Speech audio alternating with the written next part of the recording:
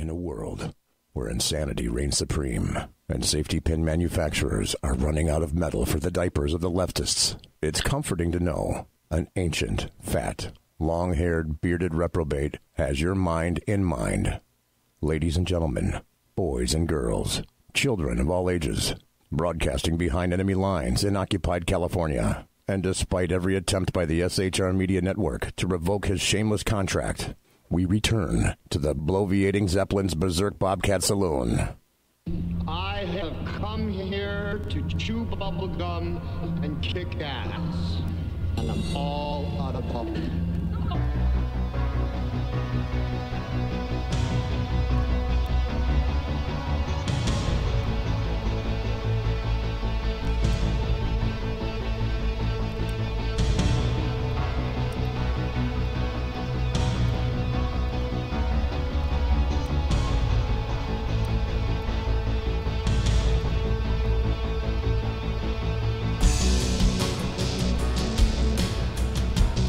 Ladies and gentlemen, boys and girls, children of all ages, welcome to the bloviating Zeppelin's Berserk Bobcat Saloon radio show, live and direct from the SHR Media Studios. They are indeed sumptuous and palatial, though you can't see much of them. I'm thinking maybe that's by design a bit. You got a belly up to the bar, we've kept your seat, and it's great to see you back. Tonight is Thursday. It's March 14th. The year of our Lord, 2019. Snowball is going to be your bartender tonight. He pours with the best of them. And the lava lamp is, in fact, lighted to my left, your right. I can actually see it over there. And that means that you can listen and watch and chat at the SHR Media chat room, shrmedia.com. It also means that, courtesy of Big Sarge, you can watch the show on Redcon 1 Media. Redcon 1 Media, go to their Facebook page right now, quick like a bunny, Redcon 1 Media. And you can also watch it on the SHR Media Facebook page and the SHR Media YouTube channel. Got to tell you that we don't water our drinks, just like we don't water our conversation, politics, religion, crime, culture, economics, race, sex, science, law. We talk about it all right here at the Saloon. Nothing is sacred. The speech is free. The booze is not. All that we ask is that you flush the damn toilet, jiggle the handle. Don't forget to tip your waitress. Tonight in the Saloon, Hour 1 is going to be with Jeff Dunitz, he of lidblog.com.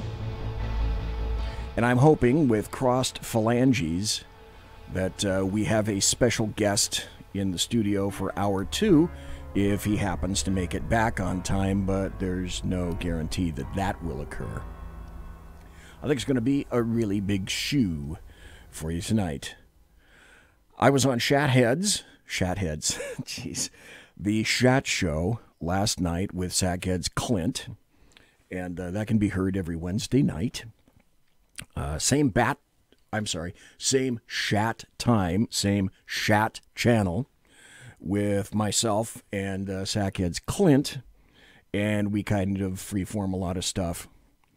That's every Wednesday. And then, of course, my show, if you happen to be a new listener, on Redcon 1, and I hope, so far it looks like it, I'm looking over here. I'm looking at 6 screens in front of me, right here, and a phone that I'm going to be using here in just a bit to dial my good friend Jeff Dunitz.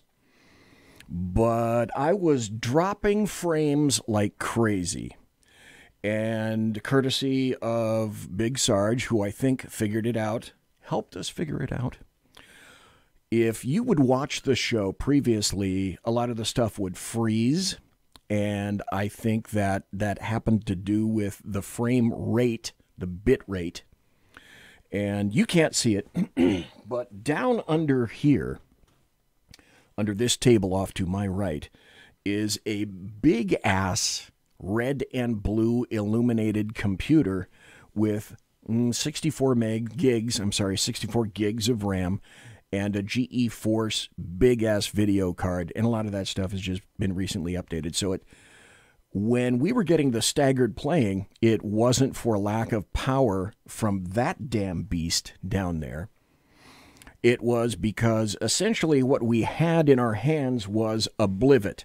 Now, those who have been in the military will know that a blivet is something similar to, that's when you try to shove 10 pounds of shit in a 5-pound bag.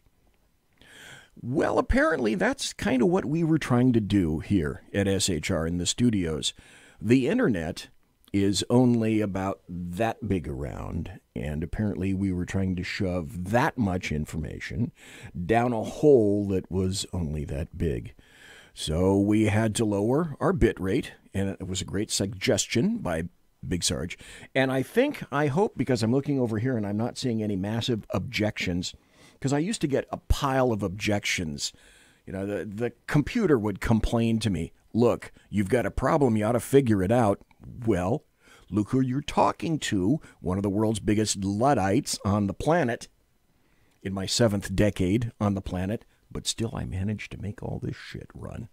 And the funny thing is that of all the people that are on SHR and that are on the SHR Media Network, you know the guy that puts together the promos and everything that you hear for the breaks in Audacity? The fat guy right here. Yeah, him. Okay. Hello, welcome to the Alaskan in chat. Mary Brockman in chat. Jeff Dunnett's in chat. Michael John Pasqua in chat. And to everybody that's listening in Redcon 1. Also want to thank everybody. I discovered that I get a contingent of truckers who listen to me late at night.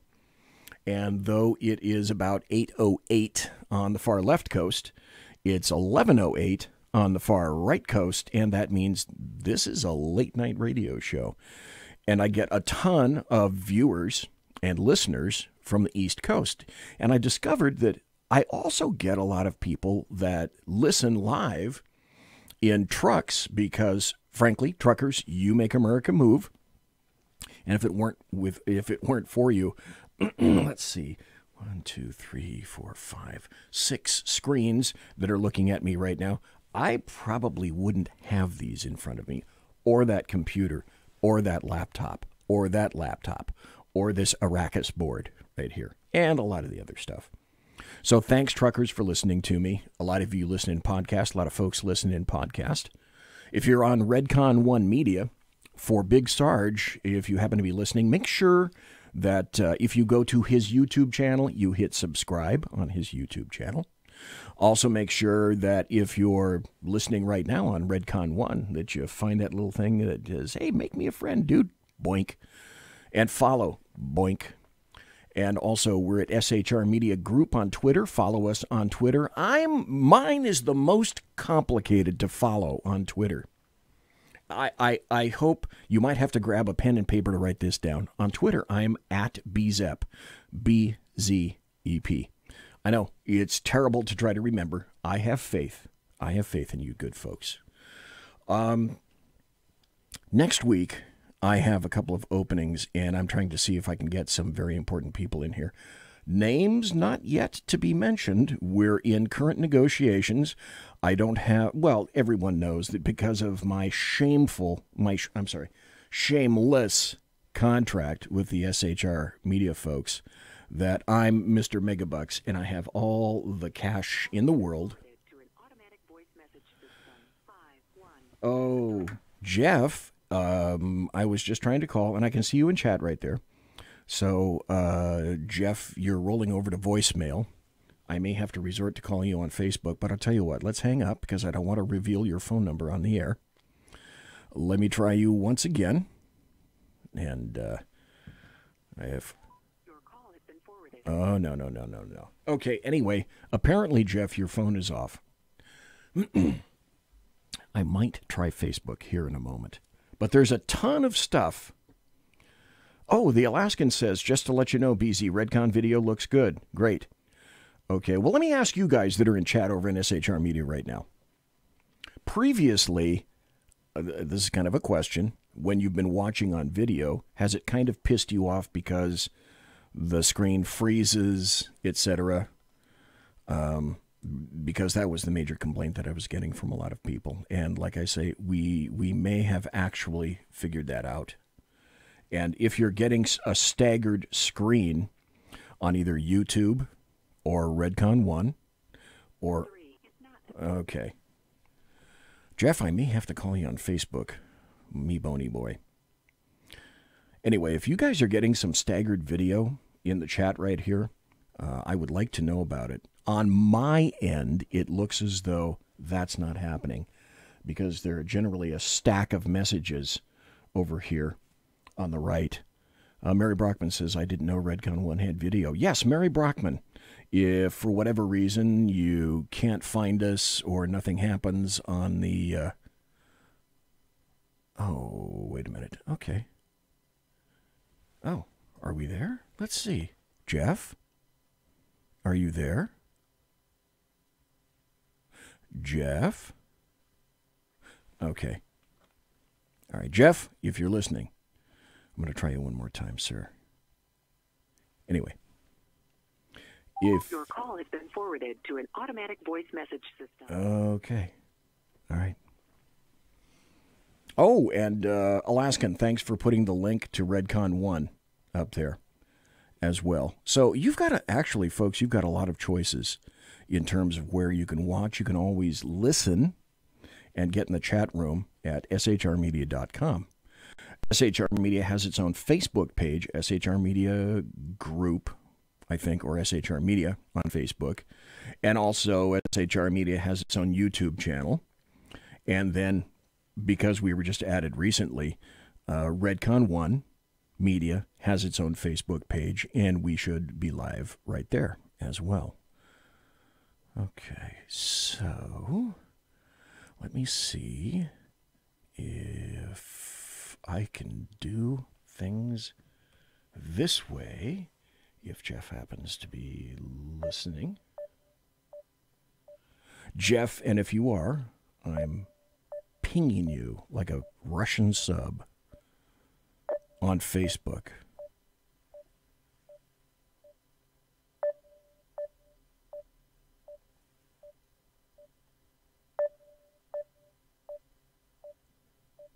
Vasily. Just one ping. Just one. Okay, apparently Jeff is doing the Crazy Ivan. So let's stop that.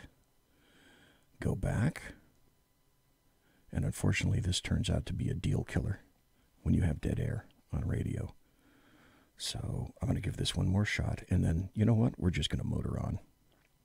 By the way, Jeff, if you happen to be listening, if for whatever reason your phone is not on, you can always call my cell because I know you have that number. So let's go down here. I'm going to try this. Uno mas. And see if I can get you, sir. Forwarded to an automatic voice message system. Okay, this is not going to work. So that's fine. I still have a ton of media to go through. Basically, all the stories that I had for Jeff, I'll just do it by myself. That's one thing that you have to do when you have a radio show. With an hour radio show, it's not so bad. But when you have 2 hours that you have to fill with content, especially if you interview somebody, you've got to make sure that you always have backup. And the backup is, oh, wait a minute. Here we go. Okay. Let's try it this way. Jeff, is that you, sir? Yeah, but can you hear me? Yes, I can. How you like that? That works great. You know, already I'm in chat, I'm getting crap. Can you imagine that? You know, we've both been on the whole time. No, Alaskan said, did you pay your phone bill, BZ? And then, of course, you said my phone's been on, but on my end, well, I don't know if you were listening, but on my end, I was getting voicemail on it. So, you know, that's just weird. That's neither here nor there. Success, nothing succeeds like success. So you're here as far as I'm concerned. My computer's been very down since this whole college scandal happened. Oh, so it's been depressed. I understand that. Yeah, because, you know, now I understand why I never got into Yale. You know, I always wondered why I never got into Yale. Probably the major thing, it's like the lottery. I guess this is how it works. To win the lottery, you have to play. To get into Yale, you have to apply. I really played on my high school football team. I even got into plays Well, in 4 years. I could take that and run getting into football. I actually went out for football in high school, which is really weird. But I was about 100 pounds less than I am right now. But anyway, success we have, Jeff Dunitz. Let's start. Let's start at the start. For the people that are new to Redcon 1, and I'm still looking over here in the corner, and I'm not getting any objections from the system over here. Okay, so I like that. So apparently bringing down the bit rate is better. In any event, Jeff Dunitz, for some of the folks on Redcon 1 Media who may not have heard of you before, can you tell folks where you can be read, where your website is? You have a great website, a great blog. Thank you, sir. And also tell people where you can be found on social media. But I'm going to continue to emphasize the blog because it's excellent. The blog is at lidblog.com. Lid as in top, lidblog.com. Correct. And I also write actually for a Long Island newspaper called the Jewish Star. Okay. And Twitter, I am Yid with Lid. Okay, that seems pretty simple. And the thing that I always like to point out is I started blogging in 2004. Jeff started blogging in, I think you said 2005. We right, both year after you. We actually started blogging because you started blogging. Oh, okay. That's another point that I didn't know. I wasn't aware of that. Well, it's not true, but I thought I'd buddy you up. Okay, well, it tell you what, it works. You're getting a Christmas card again this year. Okay, a Hanukkah card. You're getting a Hanukkah card this year. In any event, Jeff has a great blog. I've toned down my frequency of blogging quite a bit just because of all the weird-ass things that have been occurring in my life recently. But I want you to know, folks, that lidblog.com, Jeff is extremely active on that blog, and you won't get a post a day. You won't get 2 posts a day. You won't get 3 posts a day. Sometimes you'll actually get... I generally do 3 to 4 posts a day, except for Saturday. So I just want to assure you that when I'm promoting a blog for someone that I read, I promo active blogs, because now, especially, Jeff is a lot more active than I am. Let's start at the start. One of the things that I wanted to do is I wanted to get you had gone to CPAC, and I wanted to make sure that that I speak to you about CPAC, and then a whole bunch of other things have been occurring in terms of news, and one of them was in fact a story that you just recently released tonight. But before we get into a lot of the other stuff, and also I want to get into what the hell is up with the Democrats and deciding that anti-Semitism, you know what, it's really not all that important. And even if we do have some people in the caucus that are anti-Semites, well, they don't really mean it, and they're not all that bad. We'll get to that, because Jeff is going to be here for the full hour. But the first thing I wanted to do, and I'm hoping that perhaps you may have some insight on this, that Hamas decided to drop an assload of rockets on Israel from Gaza, and Israel has decided that they're going to strike back. Now, I think this is the first time that a rocket attack has occurred for a while, since about like 2014 or something like that, isn't it? No. There have been infrequent rocket attacks. They never really stopped. Okay. But the war in 2014 that started because of the rocket attacks, that was a total of, in a couple of years, a total of 50,000 rockets. 50,000. 50, yeah. See, the thing that people don't realize, and they talk about, and actually I heard it on Fox a couple of days ago, Gaza is not occupied territory. Last time I was in Israel was in 2005, and I left on a Friday, and that Sunday they pulled out of Gaza. Israel hasn't been in Gaza for all that time. Okay. Okay. But what happened is, and when Ariel Sharon pulled out of Gaza, he always said that if they turned it into a base for terrorism, that he would, basically turn it into a parking lot. Well, but what happened is Sharon had 2 strokes and had been brain dead for years. Right. And so, that was the bad luck. You know what I'm saying? Well, the article that I'm looking at from the Jerusalem Post says the Israeli Air Force started to strike targets in Gaza early Friday, because it's already Friday in Israel. Yes. About 1:30. 7-hour difference. In retaliation for 2 rockets that had been fired directly at Tel Aviv Thursday night. I don't know if you have to understand something. Okay. If you're ever in Israel, Tel Aviv is like any European beach town. It is not like Israel, amazingly. And it's one of the big tourist areas.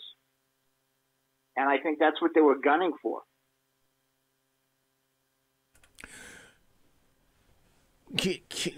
People have a tough time figuring this out. Is there, to your knowledge, and I could probably find out, but I'm doing so much stuff right now, can you give us, Israel is about roughly the size of what state here in the United States? Jersey. New Jersey. Okay. So, folks. Without the garbage dumps. Yeah. Can you imagine, folks, that New Jersey is surrounded by enemies who can drop rockets into any of your major cities, like, I don't know, name one in New Jersey, at the drop of a hat at any time? And by the way, if you happen to be in New Jersey, as far as the rest of the world is concerned, any neighboring state dropping rockets into New Jersey is of no consequence. And as a matter of fact, the United Nations kind of supports whoever happens to be dropping rockets into New Jersey. And damn New Jersey if they happen to support themselves or try to, for God's sake, try to defend themselves.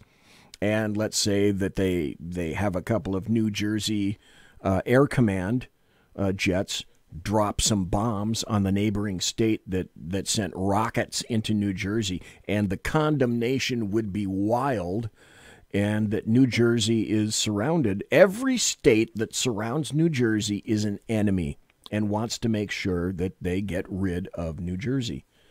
That's... Oh, wait a second. Isn't that true, though? Well, yeah.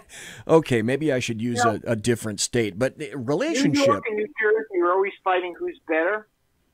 And it's so totally obviously, and I live in New York, but I'm no big New York thing. But you ever, in any bridge or tunnel goes from New York to New Jersey, you get to go to Jersey for free, but you have to pay to go to New York. Well, isn't that because New York is so much more superior? Just ask de Blasio. Take a look at the Statue of Liberty. Okay. She's mooning New Jersey. Ooh, I never thought of it that way. Gosh, I never thought of it that way. Well, anyway, any indications whether or not you've been speaking to people from Israel or people that are in the media, any indications as to what Israel may decide to do next on this? Well, the really hard part is that it was the first set of rockets, and I don't know about the second, was sent by wasn't sent by Hamas. They were sent by a different terrorist group, Islamic Jihad. All right. And they probably sent it because Egypt was mediating between Hamas and Israel to have a ceasefire. And they probably did it to screw up the ceasefire. And who knows? It seems like it worked. I know that Iran and Israel, the relationship has been really tense in the past month or so, to the point where I was thinking and wondering if Israel really was going to do something of great significance to Iran. And I guess luckily at this point that really hasn't corked off. But there was a time about a month or so when I was wondering just what Israel is going to do. And I would suggest don't doubt that Israel isn't doing something already covertly, but I mean overtly, that the rest of the world could see. Well, I'll tell you a great story. I always want to hear great stories. Okay. There was a couple of years ago when Iran was first trying to make weapons-grade uranium. Okay. Okay. There was a virus called Stuxnet. Oh, okay. I remember that. Okay. And nobody took credit for Stuxnet. However, the main file for Stuxnet was called Murtis. Okay? Now, next week is a Jewish holiday called Purim. And the hero of Purim is someone who became the queen of Persia. Now, you know, Persia became Iran.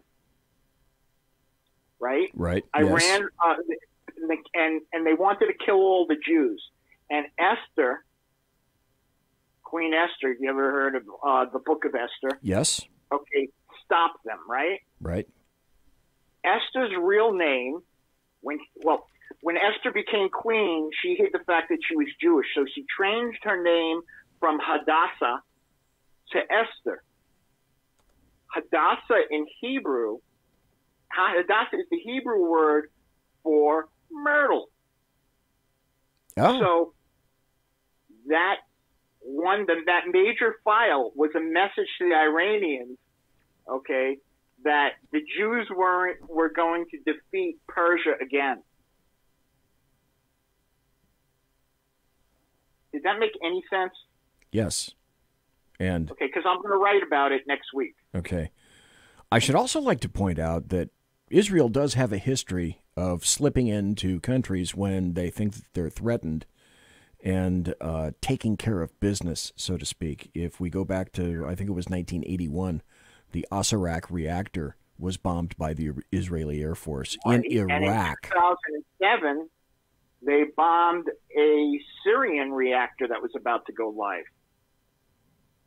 However, they were going to bomb the Iranian ones, but apparently Obama said he'd blow the Israeli planes out of the sky. Wonderful. Now, I couldn't understand that because, Obama was so pro-Jewish.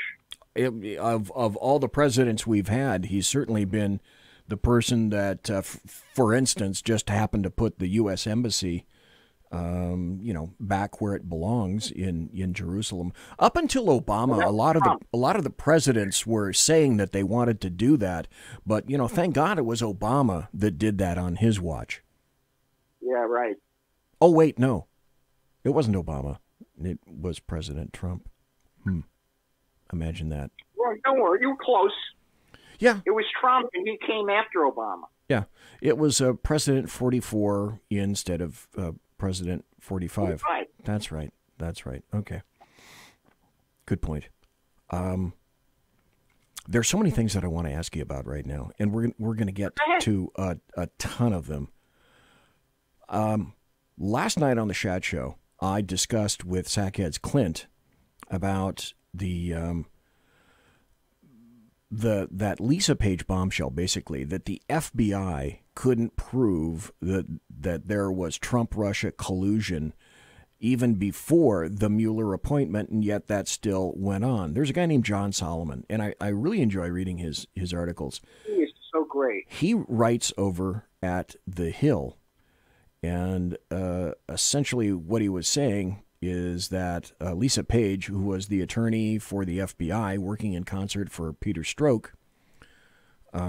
She said basically after 9 months of using some of the most incredible surveillance powers that the U.S. intelligence agencies had, the FBI still hadn't made a case connecting Trump or his campaign to Russia's election meddling at all. And she said, and this is a quote, it still existed in the scope of possibility that there would be literally nothing to connect Trump and Russia, no matter what Mueller or the FBI did.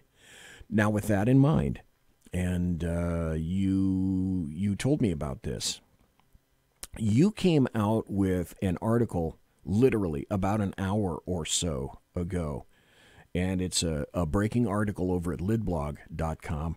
And can you tell some of the people what it is that you discovered and the story behind your recent release of a story? And folks, yes, I know I missed the break, but I don't care. It's my show. I get to do that. And we're going to continue to talk to Jeff. Well, here's the scoop. Okay. We all know that it was McCain who gave the dossier to the FBI. Yes, it was. And he admitted so.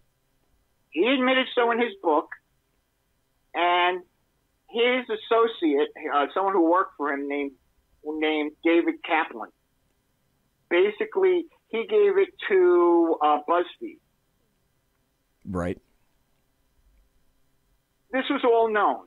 What we've learned now is that Kaplan had to testify in a lawsuit, and he admitted that basically they were working with Christopher Steele to make sure that everybody had the dossier, from the Washington Post to the New York Times. So they were giving this lie to everybody. Okay, so the new part was that, number one, it wasn't just, we knew that he gave it to BuzzFeed. It was that he gave it to everybody, every media in DC. Well, probably not Fox, but you know what I'm saying. Yeah, true. Why would you want to do that? Right. And what was the other thing? Oh, and that, what was I going to say? Oh, that they actually worked with Steele. They were doing it because Steele told them to. What you wrote. So basically, McCain, who I always said was the poster child for term limits, his ego was more important than the country. And he decided that he didn't like Trump, and he was going to go around Washington, D.C. and discredit the man. Okay? But making it even worse, I mean, this is the guy who, at his funeral, he had people get up because he worked on it. He arranged for the funeral before he died and talked to everybody. He wanted to make sure that everybody crapped all over Trump. And they crapped over him for being divisive, if you remember those speeches. Yes. Well, I got to tell you something. I think that the most divisive thing that happened since Trump was elected was that McCain basically gave the dossier to everybody, trying to undermine the new presidency. I believe that's exactly what he was trying to do. I wrote back in 2017, I remember this quote is that John McCain, when he turned the dossier over to the FBI, said that he was doing what any regular citizen would do. That is to say, making sure that he undermines the hell out of that. So what, in kind of a little bit of a nutshell, collusion in 2015, Fusion GPS was hired to do Oppo research on Donald Trump. So Fusion GPS, yes. Well, that's a good point. Thank you for bringing that up. The dossier was bought and paid for by the DNC, Hillary Clinton, the FBI, and what they call a Russian oligarch, which is Oleg Deripaski. All four of those people happened to fund that dossier. Now, the guy mentioned in the dossier as the Russian trying to make sure that Hillary lost, sued Steele and BuzzFeed and all those guys because he didn't do anything. He's being slandered. And that's how this information came out. Because David Kaplan had to do a deposition. Well, what happened is Fusion GPS ended up hiring a former British MI6 operative dude named Christopher Steele. That was in the spring of 2016. And it was Steele who wrote that 35-page report on Trump. And Fusion GPS, for those of you who are not aware, is the same group that was hired by Planned Parenthood to put a positive spin on videos that are showing the sale of body parts of babies. So the deal was the information somehow, like air quotes, found itself to the FBI. That wasn't magic. Like Jeff pointed out, that occurred because of Arizona Senator John McCain, who basically in a large way, got this very big hot mess started. So what he ended up doing, I discovered, is that he sent one of his own guys across the Atlantic in order to get Trump's dossier from Steele. He discovered the existence of the dossier when he was at a Canadian meeting with a guy named Sir Andrew Wood, who was a former associate of UK's Tony Blair, who is also not a real big fan of Donald Trump. And so few people up till now have dared to mention the direct involvement, as you pointed out today, Jeff Dunitz, the direct involvement of Senator John McCain, even if you remember this guy, because he's not really worth remembering much, Bill O'Reilly, who put the media gun to his own head and pulled the trigger. So basically, McCain reiterated again and again that he was happy and he was pleased that he did what any other good American would do. Okay, so in my opinion, I've never been a big fan of John McCain as far as I'm concerned. He had been doing the heavy lifting for the Democrat Party as long as he possibly could. He was slicing and dicing on innuendo and repetition because that's all that he and his fellow Democrats at the time could do. And so he was at what I would consider his obstructionist, feckless best, throwing all the smegma that he possibly could at President Trump because he had a personal dislike for that guy. With McCain, it was personal. He lost the presidential bid against George Bush in 2000. He lost against Obama in 2008. He's been cheated twice. Like you pointed out already, it's all about John McCain and nobody else. Here's another thing. People seem to have forgotten that I have not forgotten that back in 2001, folks, John McCain threatened to leave the Republican Party. And he had talks in 2004 with presidential candidate John Kerry about becoming John Kerry's running mate as vice president. One of the reasons that despite all of his war service, I mostly didn't give a crap about John McCain. As far as I was concerned, he was an underminer. I would have had more respect for John McCain. I don't know how we got into John McCain, but here we are. I would have had more respect for John McCain if he'd just done the smart thing from the very beginning. Dude, just change your R to a D and be done with it. Then I can respect you. Let me point out one more thing. Yes, sir. One of the reasons why John McCain lost in 2008 was he didn't let people point out the true things about Barack Obama, about his preacher, about his connections with the terrorists from the Weathermen, and he wouldn't let people talk about it. But he had to know this dossier stuff was a lie. and he pushed it on America anyway.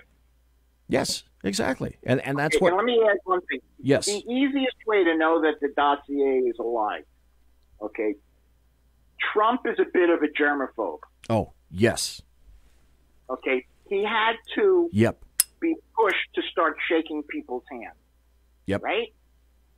And part of the dossier said he liked to do golden showers with hookers he just met. Yeah, I don't Now, think so. a guy is not going to let someone really isn't comfortable with someone shaking his hands, but is okay with a stranger peeing on him? Come on. Don't think that's going to happen. He's sort of like the dead orange cat equivalent of Howie Mandel. I don't know if you folks know it, but Howie Mandel does not shake hands. And one of the reasons for that is he's not a big fan of germs. I want to emphasize this with, and this is directly from Jeff's article today, where you can find it at lidblog.com. The FBI, with the support of the mainstream media, used the bogus dossier in their attempt to discredit Trump and overturn the results of the 2016 election. McCain wasn't accused of helping to create the dossier, but before he passed away, aided by that guy Kramer you were talking about, he made sure that it would hurt the president. Now, while Kramer didn't mention McCain when talking about spreading the dossier to the press as an aide to the senator, he wouldn't have leaked the information without the knowledge and approval of McCain. Kramer handled the press. McCain handled the FBI. And as you write, and this is perfect, this is another example of the cynicism of the late Arizona senator who should be, like you said, be remembered as the poster boy for term limits. Excellent article. Excellent article. Let me go, because we've got about 17 more minutes before the top of the hour break. You went to CPAC. I'm jumping all over the place. You went to CPAC recently. And Do you know there was a picture of me at CPAC in Time Magazine? Yes, and by the way, if you didn't notice, folks, for the promotion stuff today on Facebook and also on Twitter, when I was promoting this show specifically with Jeff, that picture in black and white that you're referring to accompanied all my social media for your presence here today, Jeff. Just thought I should tell you that, too, because that's a great photo. I love that. But tell people what it is. You know how people say that if you wear one of those Make America Great Again hats, you're a racist and anti-Semite? Yeah, I'm sure. Yeah. Well, I wore a Make America Great Again yarmulke. You and did. was waiting for anybody to accuse me of being anti-Semitic. You did. And Time Magazine, I guess, they got a kick out of it. I'm going to see if I think I have a picture of that. Oh, darn it, I don't. I thought I had one on my phone. My wife was very happy it didn't show my face. Well, I don't know. I think it was very nice. Well, because, you know, I'm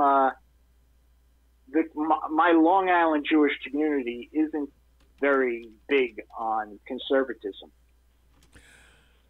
Okay. Although the Long Island Jewish Star, the paper I wrote for, put a four-color picture of me in the yarmulke in their paper.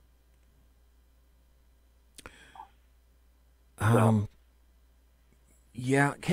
Can you give us sort of an overall impression of CPAC? Because if I'm not mistaken, I think you also wrote an article about why you thought that CPAC 2019 was different from all the other CPACs. So in your inestimable estimation, why was 2019 CPAC different? For two reasons. Number one, it was an in-between year, so there are tons of candidates coming up and saying hello and introducing themselves to the bloggers. And because we just missed the midterms, we just passed the midterms, that didn't happen. But it's interesting because I've never seen this before. I was broadcasting from Radio Row with Ken McClinton. Oh, yeah, I saw a photograph of you with Ken, yes.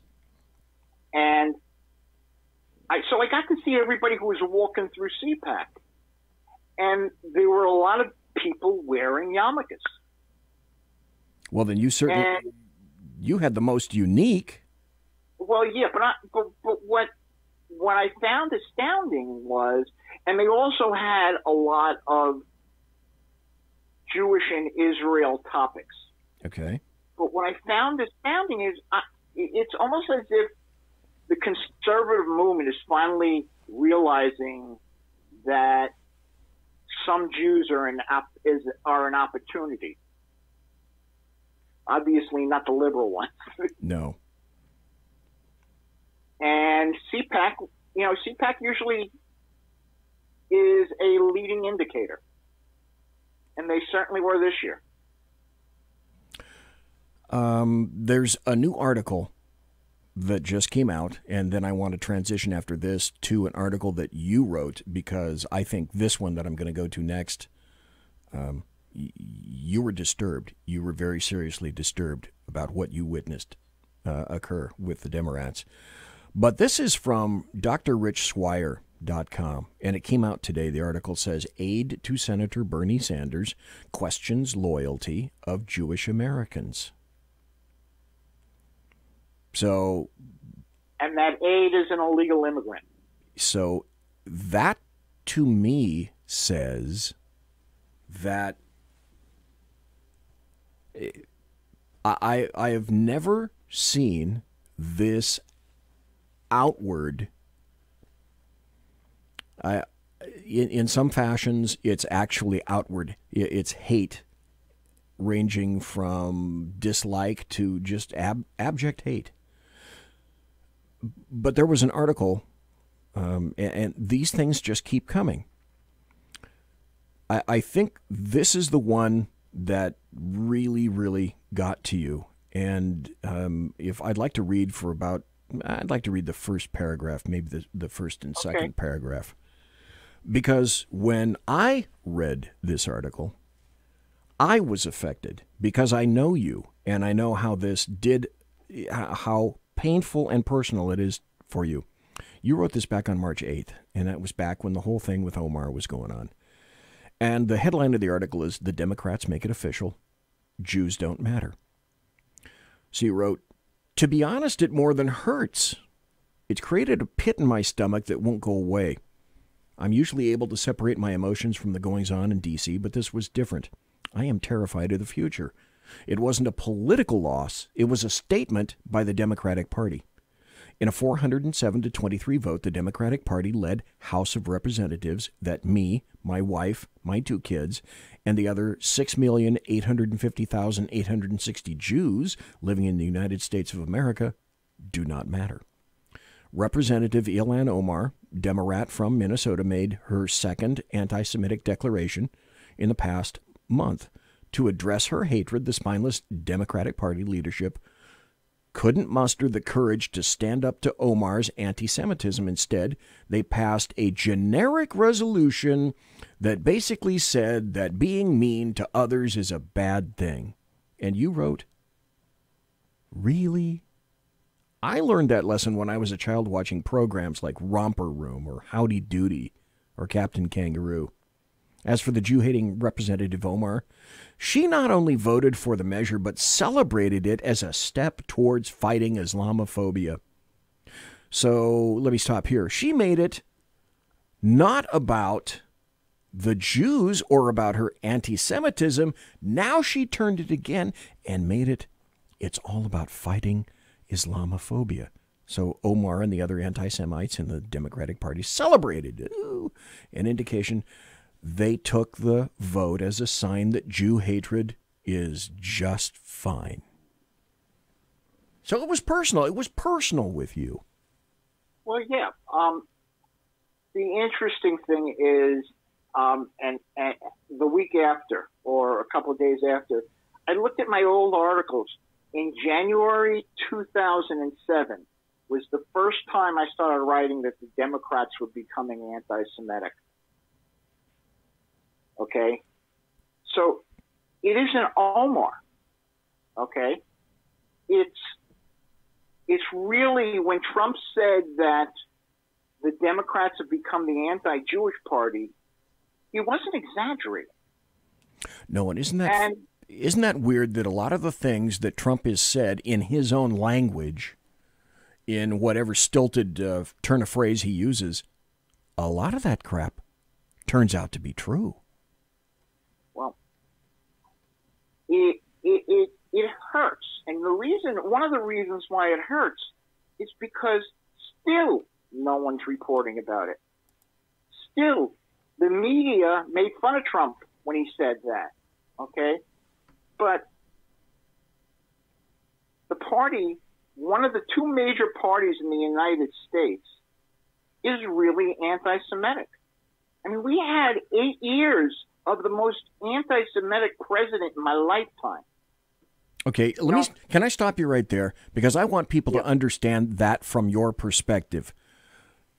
Give me the illustrations that indicate in your mind that Barack Hussein Obama was not a friend of the Jews and was not a friend of Israel for 8 years. I don't care that he wasn't a friend of Israel.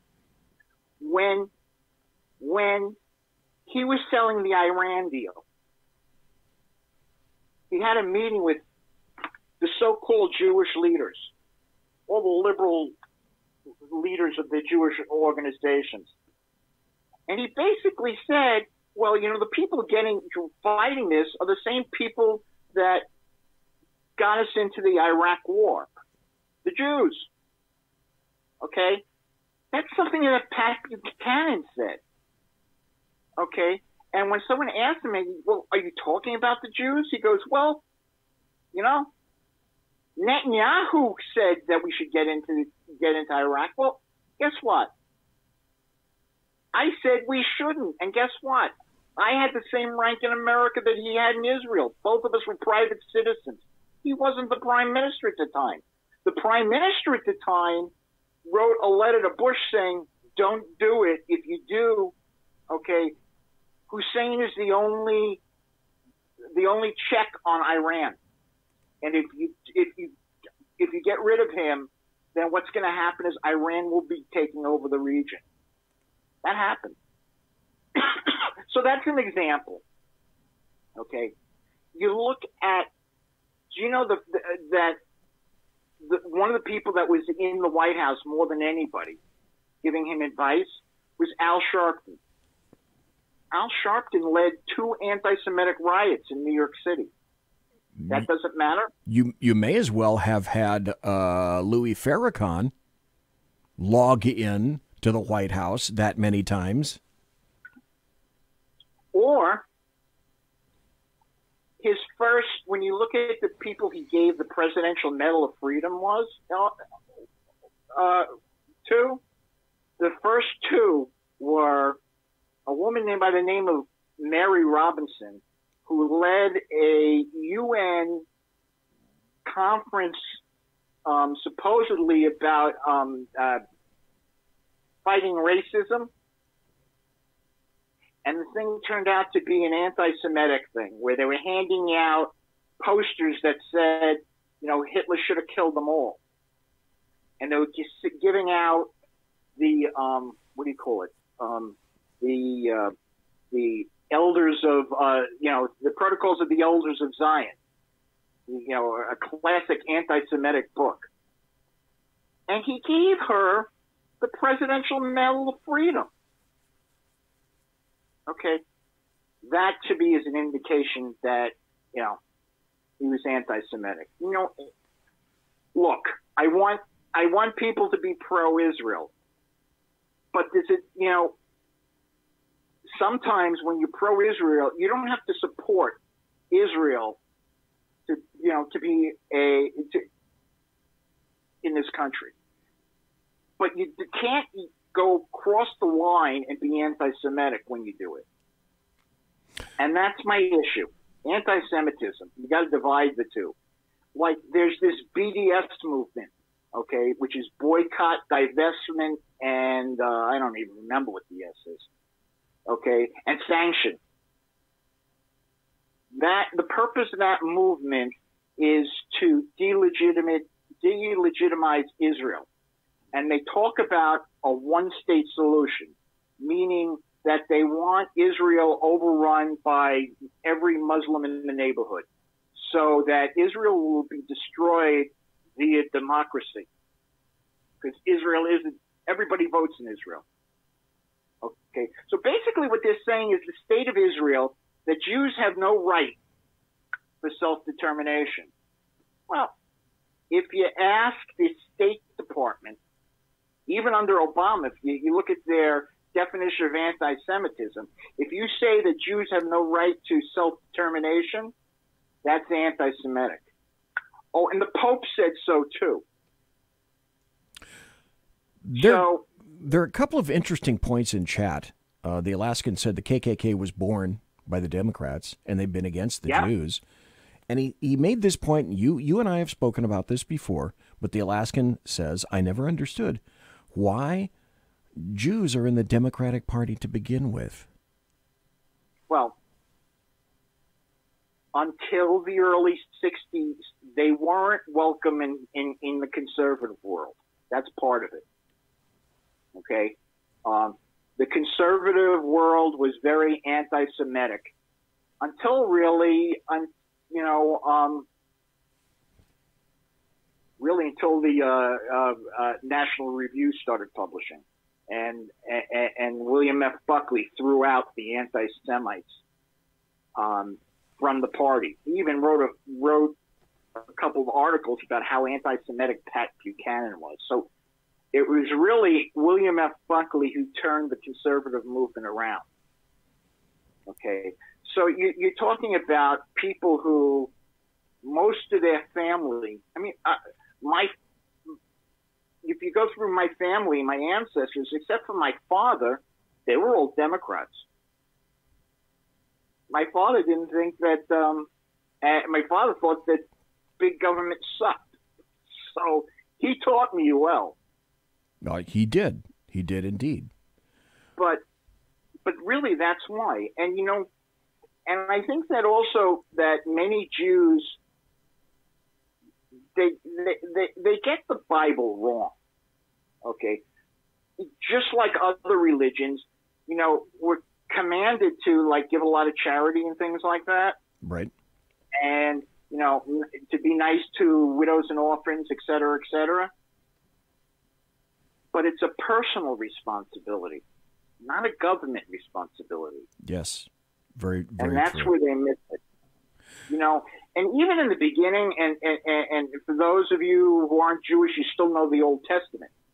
It says that man was created in God's image. Oh, God created man in his image, right? Right. It doesn't mean that we all look like God, because if that was the case, all the CSI shows would be boring because everyone had the same DNA, right? Yes. And certainly our driver's licenses would look all the same. What it means is that God is able to choose to do the right thing or the wrong thing, but he chooses the right thing. He gave man that same ability. Okay? So basically, what Genesis is saying when it says created in God's image is basically God believes in small government. He's not going to rule you by making you do what he wants you to do. He gave us all the choice to think about it and do the right thing.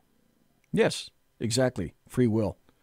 Right? We're Free running. will is the biblical version of limited government. Okay, all right. I see that linkage. We're up against the break, but I want to introduce one more story that you wrote before we hit the break. And you wrote this earlier today, before the other story we just spoke about.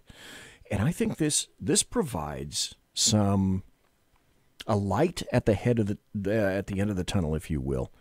Jeff at lidblog.com. Folks, we're talking to Jeff Dunitz of lidblog.com. Earlier today, he wrote, Minnesota Democratic leaders looking to oust Representative Omar, who, like AOC and Rashida Tlaib, they've only been in there for 3 months.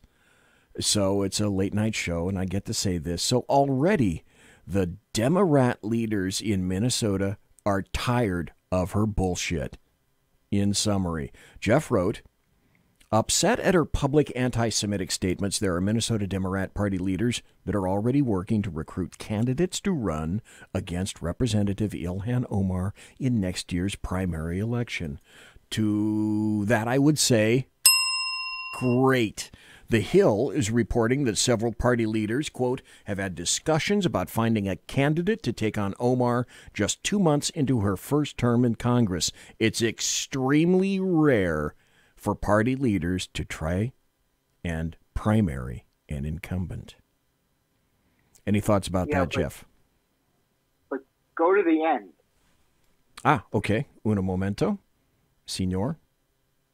When I talk about who is the congressperson before her? But you say, keep in mind that before Omar, Minnesota's 5th Congressional was represented by Keith Ellison, a former friend and defender of Louis Farrakhan, the featured keynote speaker at many anti-Semitic BDS organization events. So when push comes to shove, the rank-and-file Democrats in her district may be very comfortable with Omar's anti-Semitism. Good point. Okay, I'm deflated. But the other point is that one of the Democratic leaders set up a meeting with all the Jewish leaders in her district at his house. And basically what they said was, we're not going to try to change your opinions about Israel, but we want to teach you what the buzzwords are and the dog whistles are, so the way you say it isn't hurtful.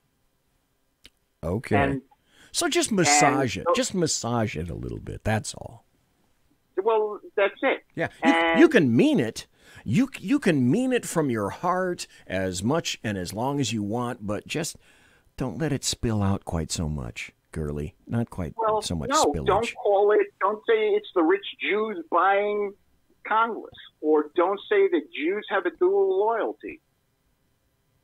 Those are two of the biggest, for want of a better word, dog whistles. Well, that's what she said. They're not really dog whistles, because when I say those, my dog doesn't come.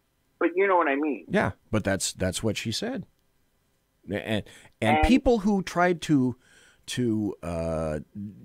dissemble on that and say that, she's new to this country and she's not exactly sure how all these words work. My immediate reply to that is bullshit, because she's been here for 22 years. She's been here for 22 years. She knows how this stuff works. And she got a lesson less than a year ago. Yep. So is she an idiot? No. I don't think I think she's very smart. Yes. And knows exactly what she's doing. Yes, knows what she's saying, and sometimes it just comes out. Well, I think she knows that she has much of the Democratic Party on her side. Yes. So she's never going to be really ostracized for it. No, here's what I think that she's doing, and a lot of other people like her are doing, AOC's doing, and Rashida Tlaib are doing. They're pushing the envelope to see where that envelope exists, to see where it ends. And where it ends today is not going to be where it ends tomorrow or next week or the other day. They're going to keep pushing and find out, well, what's that? Is there a sweet spot where I'm going to get so much pushback that I'm going to have to reconsider?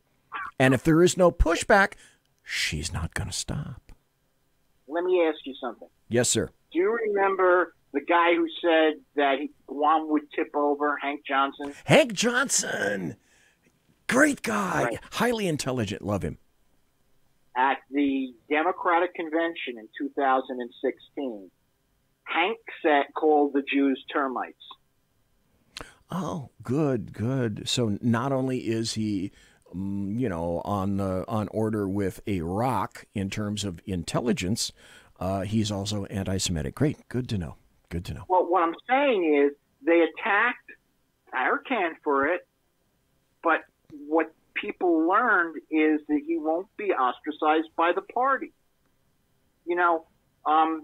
Maxine Waters, who we all know got away with letting her husband steal money from the government to protect his bank. But she blamed her grandson, believe it or not. I have her on video saying that, I won't deal with AIPAC because they control too much of the Congress. Right. That's not any different than what Khalib said. No, it's like what Omar said. It's the continuing phrase of it's the Jews. It's the Jews that are responsible. And the crazy part is they all. And here's the part that gets me. In 2010, when I exposed Helen Thomas, okay, when I wrote about that video and broke the story, within 10 minutes, people were saying it was she got in trouble for saying something bad about Israel. She didn't say something bad about Israel. She said the Jews should go back to Germany and Poland. Okay? That's not Israel. That's like telling you to go back to the Holocaust. Okay? But even today, they say that she got in trouble for saying things about Israel. And then a couple of months later, she did a speech in Dearborn, Michigan, where she said, she actually came out and said that the Jews control the banks, the Congress, the media. Let me tell you something. If we control the media, I would be getting a lot more hits than I do. Right. You'd be sitting in the lunchroom with Jeff Bezos. Well, yeah. And I got to tell you. You'd have a key to the executive washroom. Well, that's true. Well, no, I don't use the executive washroom because, my wife has her office in the house also, so it means that, that's the executive washroom, the two executives. Jeff Dunitz, can you tell people where you can be found in your social media, pretty please? At Yid with Lid on Twitter. And God honest, I don't know where I am on Facebook, but I'm there. And I'm usually in the penalty box anyway. And the big thing is lidblog.com. And if you find something you like, please share it, because the more traffic I get, it's my income. Yep, exactly. Folks, we were talking to Jeff Dunitz, lidblog.com, lidblog.com, on any of his social media. Like it, follow him, and then share his information. And just if people are motivated to do so, is there a point on your site somewhere where if they want to throw, a couple of buckages towards you that they might be able to do that? Nope. Or do you just, your thing is if you get the clicks and the links, that's what does it for you, basically? Well, click on an ad. Okay. Then that's what does it for me. Okay. Got it. Jeff, thank you ever so kindly. Folks, that was Jeff Dunitz. Thank you. Appreciate it for staying up so You're late. One of the good people the good things about working on the internet, meeting people like you. Well, thank you very much. I'm not trying to back you up into a corner or anything, but do you anticipate coming back to the air? I'm really trying. It's really all technical problems. It really is.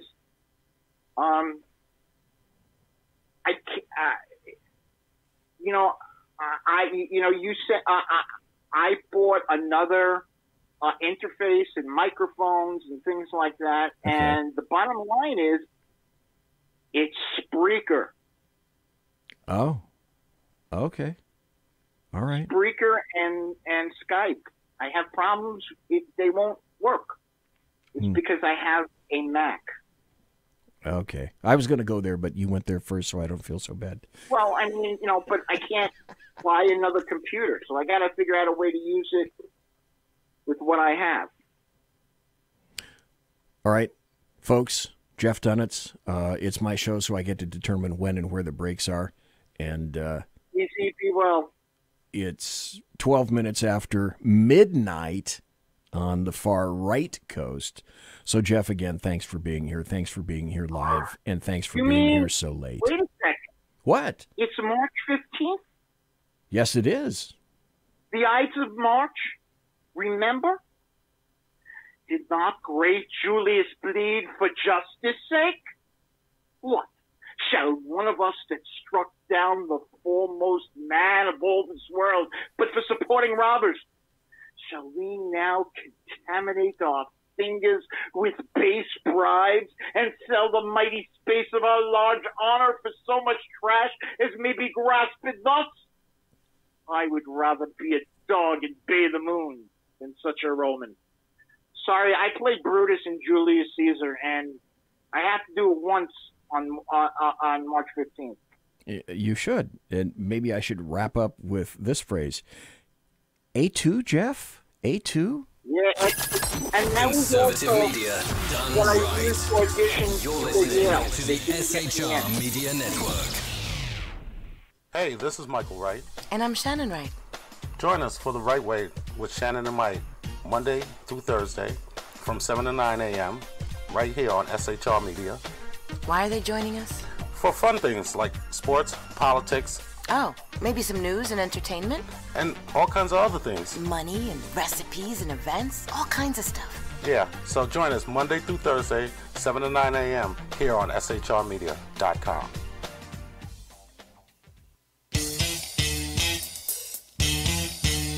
From a public locker inside a dilapidated Long Island rail station comes a show designed to piss off liberals using truth, facts, and ridicule. The Lid Radio Show, featuring the conservative voice from the People's Republic of New York, the Lid himself, Jeff Dunitz. Tune in every Wednesday at 2 p.m. Eastern, 11 a.m. Pacific on the SHR Media Network. Go to shrmedia.com. At Lid Radio, we fight for the truth, justice, and a good kosher T-bone. If you don't listen, Hillary Clinton might sneak into your bedroom in her housecoat late at night and blame you for her election loss. It's the Lid Radio Show with Jeff Dunitz.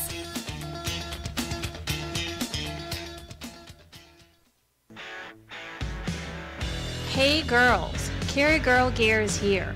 More and more women every day are concealed carrying, participating in competitive shooting, and getting firearms training. It's not a boys' club anymore, and we don't have to shop in their stores anymore either. Finally, a cool and unique clothing line just for women.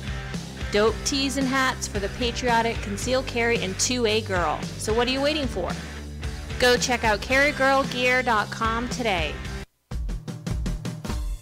It's your business diva here, Melanie Collette. I am inviting you to a front row seat as I discuss some of the most intriguing details of wealth and finance with today's movers and shakers in the world of business. Listen in and discover financial truths on a global, domestic, and household scale. Uncover topics that will impact your wallet today and in the future. Money Talk with Melanie airs Monday through Friday, 5 p.m. East, 2 p.m. West, right here on SHR Media and High Plains Pundit Talk Radio. You can't afford to miss it.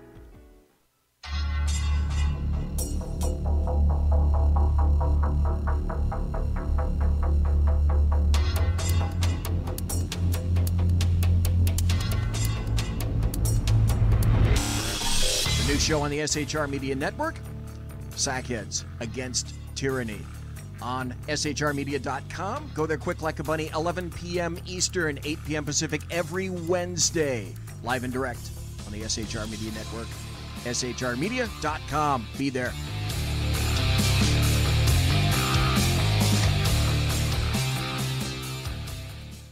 For 50 years, I've seen the American people blinded by corrupt politicians, a lapdog media, and deceptive Islam.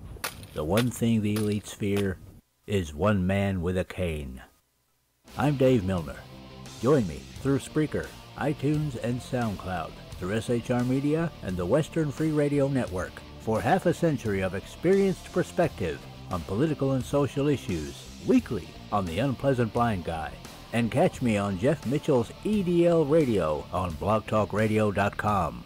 There's no surrender, ever. Because truth is not always pleasant. Broadcasting behind enemy lines in occupied California, a mere 2 miles from the state capital, the bloviating Zeppelin's Berserk Bobcat Saloon radio show can be heard every Tuesday and Thursday night at 8 p.m. Pacific and 11 p.m. Eastern, only on the SHR Media Network. Go to shrmedia.com to listen. You can also watch on the SHR Media Facebook page and the SHR Media YouTube channel. No goldfish were abused in the making of this ad. Conservative media done right. You're listening to the SHR Media Network. Ladies and gentlemen, boys and girls, children of all ages, that was Jeff Dunitz for the first hour. Except it turned out to be more than an hour, because I'm just now taking my top of the hour break. But it's my show and I get to do that. So it's 17 minutes after the hour. If you happen to be on the far left coast, that means, like me, that means it's 9:17, and it's 12:17 on the far right coast, east coast, and it's 17:59 and 17.72325 seconds, subcluster 3, paragraph 4 in Bolivia. Bolivian time is in fact messed up that way. In chat, the Alaskan says, BZ, you need to do a pre-show checklist that makes sure that the lava lamp gets fired up 2 hours before the show. Well, that's true. That is true. Because if you look at the lava lamp now, it's actually functioning. But the dealio about the lava lamp is the only thing that makes this thing go is a little light that's under there. And if the light gets sufficiently warm, then yeah, sure. It can melt the wax and get all the robular stuff going on.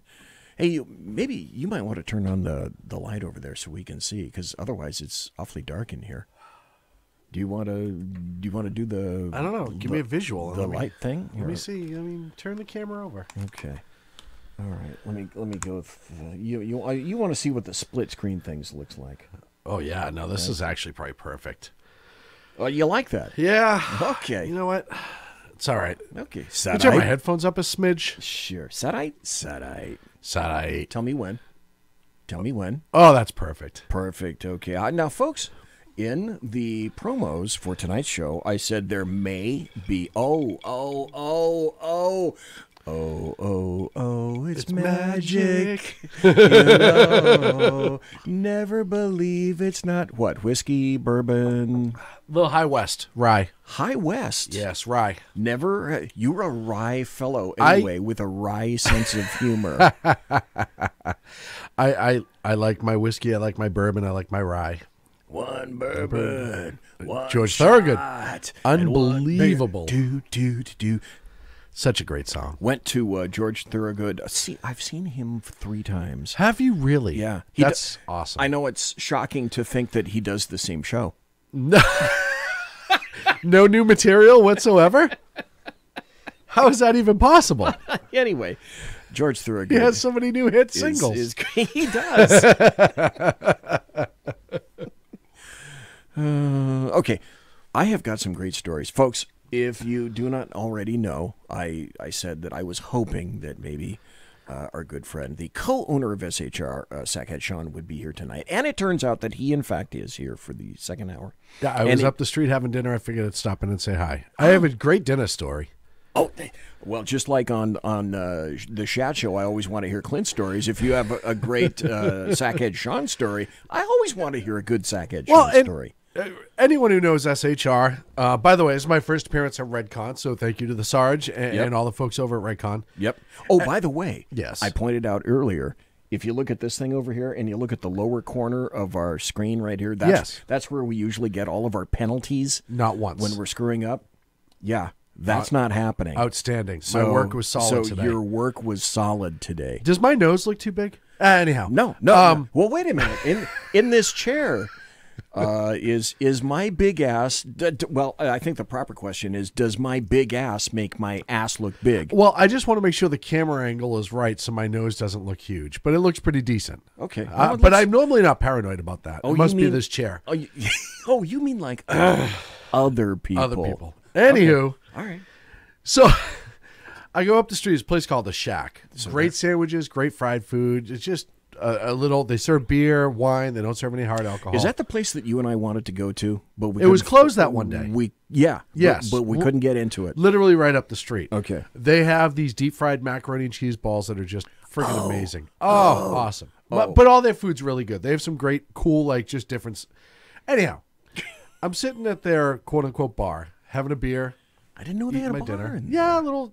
It's a beer place. It's got a ton of beer on tap. It's a really cool little place. Beer and mac and cheese. Yeah. God, you can't even what beat a it. combo. Can't even beat it. Anyhow, so I'm sitting there. Everyone who knows me, Redcon, I'm originally from Boston, born and raised. It's just who I am. So Red Sox hat on, having a beer, eat my food, and I can hear the accent a couple stools up. I kind of look. Not like your sweatshirt or your hat isn't broadcasting. Right. In 50,000 watts, clear channel. Boom, there it is. Yeah, that's pretty obvious. But I'm minding my own business. I'm just out. I was just trying to grab dinner. I knew I was going to make an appearance here with you, so I was trying to rush through it. And all of a sudden, a guy turns and he looks at me, guy who's got the obvious Boston accent. And he says, you a Red Sox fan? Because he sees the hat first. Right. From the side profile, he doesn't Right. see the shirt. Okay. And I said, yeah. He's like, oh. And then he tries to kind of flex a little bit. He's like, yeah, I was born and raised in Boston. Just like that. And clearly you Now, were impressed. Anyone who knows me knows that I have two avenues in life. I can either go the nice guy route or the full asshole route, right? So I was like, no shit, me too. And I said, but nobody's born and raised in Boston. I said, you're born and raised in East Boston, you're born and raised in Southie, you're Alston Brighton, you're Back Bay. I said, you're from the North Shore, you're from the South Shore. I said, so for you to say Boston, you're used to dealing with people from the West Coast. Aren't you? And he went stone-faced for a minute. So I says, where are you from? And he's like, actually, I was born and raised in Revere. Revere is just north of Boston, next town north of East Boston. It's also the city next to the city that I grew up in. And I said, no shit, I'm from Malden. Well, you would have thought I had just given him the winning lottery ticket. In the sea of Californians, right? His face lit up. Older guy, probably 50, Yeah, my age. Yeah. Yeah. All right, if we're going to tell lies. And he gets up and he walks over and he just hugs me. Out of the blue.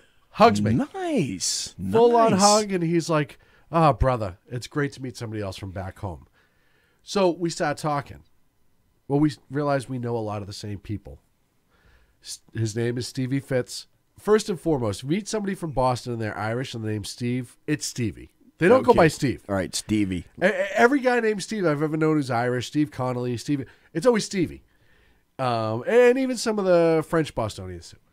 And his name's Stevie Fitzpatrick. And I said, that's funny. I know you. He said, really? I was like, well, I know about 15 of you. Because I know about 15 guys named Stevie Fitzpatrick. You have Red Fitz. You have all these different Fitzes. And I'll tell you what. By the time I walked out, it was like we grew up together. And I say all the time about the city I grew up in and how close we are and how you can be anywhere in the world. If you find somebody from Boston, that connection's always just strong. And like I said, by the time and the only reason I left is because I promised you I'd make an appearance. It was like being at home. Oh, we bullshitted about everything. Politics, the Red Sox, Patriots, what trades, Bruins, this, that, and the other thing. It was like sitting in a bar back home, which I haven't experienced in a long time. And he's like my new best friend. I'll see you next week, he says. We're talking about beaches, and I know the beach that his daughter was grabbed in an undertow, and he had to go out. And you know the undertow at that beach, it sucks in Marblehead, blah, blah, blah, blah. And all these people are just watching us, and it's like we're speaking in a different tone, a different language altogether. So all the lefties in the bar, if there were a bunch, and it's California, so what the hell? Yeah. Now were all the heads and necks swiveling around, going, and it in their little their nose up kind of attitude, we're saying, I wonder what language those guys you're talking. One of those two assholes going on about. Well, and politics was short because you got to catch up on all the shit that we missed from back east, right? So Kelly's roast beef. Oh God, I'd kill for a fucking Kelly's. Can you believe the Hilltop closed? What assholes would close the Hilltop? It's been there for 50 years, for God's sakes. Frank Guido, and we just went on and on about all these different changes that have come, because there's one thing Bostonians hate is fucking change. And I laughed because when I went back and I found out the Hilltop closed, I died a little bit until it was a steak place in Saugus, and it was one of the best steak places. Even if the steak wasn't great, I can remember as a kid you'd go there and the line would be out the door, and I don't mean like 12 people out the door. I mean like 150 people deep, and the restaurant was so big that you get through that in about an hour, but just different things like that. And I just die because that's the conversations I have with people back home all the time. And the fact that this guy was out of the blue, he's about 10 years older than me. We don't know each other from Adam, but we knew some of the same people. We used to hang out at the same places. He actually lived in Malden for a few years. So I talked to, Mount Vernon Street. Oh shit, Mount Vernon Street. I dated a girl when I was a teenager on Mount Vernon Street, blah, blah, blah, blah, blah, blah, for an hour. And so the people around you are going, Mindy, are you, are you, I'm only getting about every third word they're saying. Oh, and everything out of our mouth is fuck this and fuck that and these motherfuckers and just nonstop, just as loud as humanly possible. I hadn't even been drinking much. I had 2 beers. It's funny how much louder I get as soon as I'm in that environment. Yeah, it was nice. It was like taking a quick trip home at dinner. But you got to admit, it's kind of an East Coast thing, though, isn't it? Yeah. Very much so. It's, okay, 2 points. It's an East Coast thing, and it's specifically a Boston thing. There's a lot of camaraderie amongst people from Boston. It's funny, and I will say this, that people in Boston do a good job. Obviously, I'm a huge conservative. People in Boston do a good job of putting politics aside when you're talking about the home country. Because we still experience a lot of the same things. Oh, I can remember going here. I saw this group. I saw that. Oh, you remember Jim Plunkett? Yeah, I've seen Jim Plunkett play 15 times. Not the football player, but the actual musician who was a local musician all over Boston. Now let's talk about Jim Plunkett, who was the football player. Yeah. It just goes on and on. Because there's a pride. It's a weird pride that we have in Boston of like, I don't know you from a fucking hole in the wall. I don't know you. I wouldn't piss on you if you're on fire. Until I found out you're from Boston. And then I'll feed you kids if I have to. Instant friend. Yeah, it doesn't you want my matter. Shirt. It's just, I saw you look at my shirt. Hey, I don't need a hoodie right here. Yeah. Are you cold? Are you chilly right now? Do you need a hoodie? Yeah, I can do that God. for you. How about this hat? Do you kind of like the hat? We wear scally caps, which I don't know what the rest of the country calls them. I really don't. Scally caps. A very Irish, Scottish, almost like the golf cap, where it's short in the sides and it pins down in the front. It's got the little button in it. Oh, okay. And it All comes right. to the brim. I, for the life of me, don't know what it's called. We always called them scally caps. Okay. That's just what we... So, of course, he's wearing... Are they like the caps that I wear sometimes? Yes, very much so. Okay. Always called them scally caps. Okay. And I know there's a more English name for it that I'm not going to use, but... We literally talked about... I call them British driving caps. What's the term that you have? Scally cap. Okay, all right. Scally cap works We for talked about where we could buy good scally caps online because you can't get any out here. That's how serious it got. The ones as a bit of trivia, folks. The ones. See, you're making me. It's okay. Someday before, I don't know, maybe a month within the next month or two or something like that. On the air, you and I are going to have to sit down. We might not last 2 hours, okay, but maybe for an hour we'll have to shoot the shit and knock down our favorite drinks. Absolutely. Because I'm looking at that over there and I'm going, all right, where's my vodka? Oh, no, shame on you. I don't see any vodka. I always hide booze in the studio. Little did I know. I don't know. I didn't know we were playing that today. I have Tito's hidden in the studio if you want a glass of Tito's. I know you're kind of one guy. I gotta drive another half hour though when I get through with here. Just a small one. So, in attempted honor of this, I lined up some stories Outstanding. that I thought would be kind of amusing. Are we just going to blast through to the Some end? of them, yeah, well, fuck it. Even being the owner, look at me. Couple cocktails in me, I'm the owner. I'm still looking at the time like, fuck, BZ, you have a contract. My shameless contract. Shameless So one. we can do it this way. I've been late or skipped every promo tonight that I had because I wanted to have Jeff on. It's going to get a demerit, but go ahead. So I know. It'll come out of my shameless check. But I was thinking, let's play the show like I customarily play the show, and let's go here for a little bit. It's time for happy stories and good times. Always a great. Yeah, a great segment. This came out of the New York Post, and just the headline alone is this is great because all these tards brought this crap on themselves. How many times can we say that? From the Go New York Post, transgender boy wins girls' state wrestling title for second time. How do you do that? Okay, number one, I got to tell everybody, all right, this is a New York Post story, but this happens in Texas. Okay, Texas is not a purple state. They're trying to push it purple. But they're not purple yet. It's still red. Just thinking that. This came out of Cypress, Texas. But, okay, first time, okay, weird. Depending on who's in the chat room, they're going to be pissed right now. Second time, Iggy Mom and the Alaskan. I don't think cares. No, it's who is it? A couple of weeks ago, we said Texas might be purple, and was it ACOG? Somebody went absolutely. It might have been ACOG, or maybe it was Dan masquerading as somebody. Oh, yeah, somebody went absolutely insane. Yeah, I think it might have been Dan. Said you're importing them under a pseudonym. So it says for the second time in a row, a transgender wrestler has won the Texas Girls Class 6A 110-pound division. This is right out of the article. Mac Beggs. Jesus. Frank.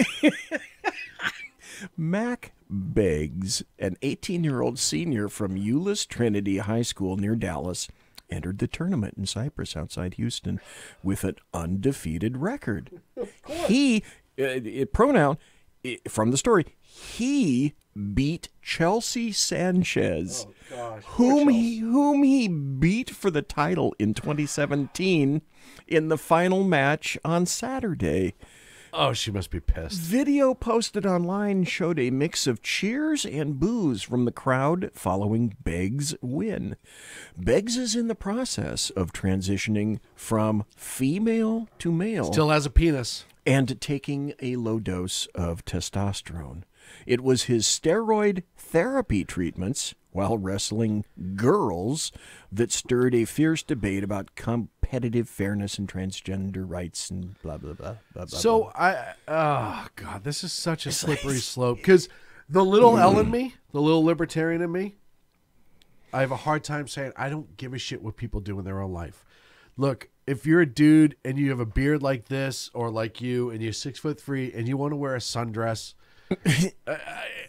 go ahead. Go right the fuck ahead. You're not going to be working at Nordstrom. I don't care. But yeah, I you really can, don't care. You can do it. Just like, and I have, by the way, one of the things that a lot of people don't realize how many gay and lesbian conservatives there are out there. But that's I have this conversation with them. Yep. As well. Because as soon as I find out everything, it's like, all right, we have to converse because I'm an on-air personality. I have to know more. And I say all the time, I don't believe that the government should give a shit what you do behind your closed doors. As long as everyone's of like mind, nobody's getting hurt. Everyone pays taxes. Everybody has a job. I don't care. Love who you want to love. Everybody contributes. Not my problem. I love who you want to love. Blah, blah, blah, blah. To my religious friends who have a tendency to hold back on this, I say all the time, like, look, if you believe in the Bible and you believe in God, we're not supposed to judge each other, right? Only God will judge. So, as long as they're not hurting anybody. Yeah, two consenting adults. Then this is where I step back and I say, nope, they have the right to be who they want to be. Now, when you start getting into competitive sports with males, females, transgender, this is what bathrooms, this is what I love. All the other stuff. You are what you are as a gender. I don't believe in sexual fluidity. You're an XX or you're an XY. Right. Now, if you're a guy and you like other guys, you're a gal, you like other gals. If you're a girl and you like a guy and a gal, whatever, that's different. But to have a penis and say, I get to pee in the girls' room is a no-no, in my opinion. Not because I want to stifle your ability to wear a dress and call yourself Susie, but out of respect to the women who go into that restroom and or enter that competitive sport expecting to fight another female or race against another female, in which the playing ground, the field is level. When we talk about the left and the equality for women and women need to be equal, blah, blah, blah, blah, blah. Yes. And I've said this time and again, I believe strong women are beautiful. I have no problem with if a woman becomes anything. I've never been that guy. I have two strong sisters, a strong mom. I was raised a lot different to know better. You know, all three of them could kick my ass to this day. And I've met your mom. Yeah, she's a bitch. Love her to death, but she'll kill you if you get in the way. I love her, but you're right. Yeah, she's not a weakling. No, by no means. And she'll beat up some dudes, but she's not going to get into a race with them, or because there's a separation between the sexes. And a lot of female athletes are starting to come out and say, hey, look, we know that males are stronger than we are, which is why we compete against other females. We compete within our own class. There are some women who absolutely have the ability to do some male competitive stuff. That is by far the exception to the rule. You know, I go back to Jenny Finch, the softball player, striking out Major League Baseball players. She was the exception to the rule. She was an amazing softball pitcher who did a lot of wonderful things with it. She was an amazing athlete, amazing human being. But the simple fact of the matter is when it comes to physicality, when it comes to sports, when it comes to anything physical, not mental, and I'm not talking about military, law enforcement, police, anything like that, because I believe that look, if you're a female and you want to get into combat, if you can pass the same things as the male, God love you. I'm talking about competitive sports. When males are in a different class, not a better class, a different class, for a reason. Now, if you want to start injecting testosterone into other females who want to be a male but are still competing on the female side, I equate that to Barry Bonds using steroids in Major League Baseball. Yep. He had an advantage. I say this all the time. If Barry Bonds wasn't do steroids, he may have been the doubles leader of all times in Major League Baseballs and maybe not have hit all the home runs that he hit. I'm not saying he wasn't an exceptional at putting the bat on the ball. Absolutely. But that ball may not have gone as far. Yep. The same example I use here. Because that's strength versus hand-eye coordination. Right. Yep. I'm not saying he didn't have amazing hand-eye coordination. He was a talented fielder in his youth. He was. As he got older, he was essentially a DH. But, but he would have led the Major League Baseball in doubles for all time, but they wouldn't have gone over the wall. Same thing here with this female transition of the male that's receiving testosterone shots. You've changed. You're doing steroids, and as far as that competition is viewed, you're doing steroids. Now, which under other conditions you're not supposed to do. If it was a female using HGH and she pissed dirty, yep, she would have been expelled from that competition. You're out of there. And that's the thing. We have to stop making rule changes because somebody identifies as something. This has nothing to do with who you love, how you love. This has to do with, look, I can't identify as a black female when it's convenient for me for whatever reason. Or a black female should be able to identify as a white male when it's convenient. We're all supposed to be equal. We're all moving towards equality amongst races. Gender equality as far as everyone makes the same. This person can do whatever they want to do in life. But when it comes to competitive sports, we can get into some other caveats, but competitive sports especially, and to these teenage gals who've busted their ass to be the #1 wrestler in the state, potentially to go to college, and I'm not saying she's not going to, on a scholarship. On that scholarship. Now you're talking cash now. Maybe Olympiad. right? I mean, there's a lot. What comes after? If you're a very successful, if you're a very successful Olympian, what happens afterwards? You become an instructor, a motivational speaker. You can make a lot of money off that route as well. You're now taking all that away because Christine is shooting up with steroids and wants to be called Chris. That's not fair to the other people in that competition. We're talking about equality and fairness. Well, what about all them? Why is it that we will push aside the masses to raise a few? That's not how it's supposed to work. No, that's not how it's supposed to work. I take umbrage under that because of my background. I worked sex assaults, and I also worked in child abuse.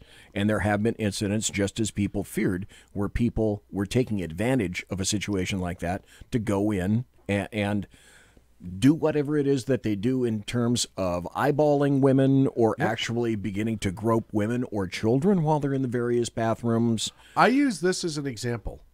You go to a bar and you look for any female who has a drink.